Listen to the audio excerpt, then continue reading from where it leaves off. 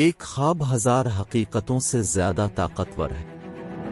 ہم میں سے بہت سے لوگ اپنے خواب نہیں جی رہے ہیں کیونکہ ہم اپنے خوف کو جی رہے ہیں۔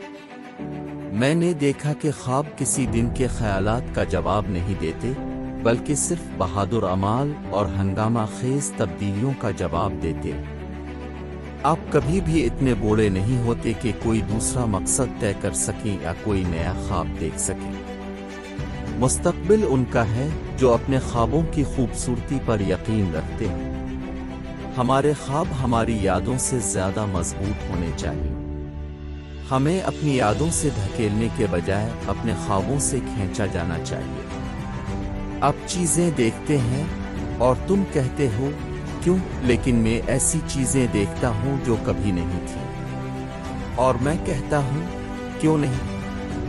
مجھے ماضی کی تاریخ سے مستقبل کے خواب اچھے لگتے ہیں۔ ہمارے تمام خواب پورے ہو سکتے ہیں اگر ہم ان کا پیچھا کرنے کی ہمت رکھتے ہیں۔ خواب اکثر گہرے ہوتے ہیں جب وہ سب سے زیادہ پاگل لگتے ہیں۔ بچے مکمل طور پر انا پرست ہوتے ہیں۔ وہ اپنی ضروریات کو شدت سے محسوس کرتے ہیں اور ان کو پورا کرنے کے لیے بے رحمی سے کوشش کرتے ہیں۔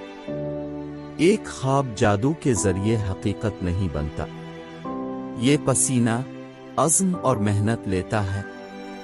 اپنے خواب خود بنائیں، کوئی اور آپ کو ان کے خوابوں کی تعمیر کے لیے ملازم رکھے گا۔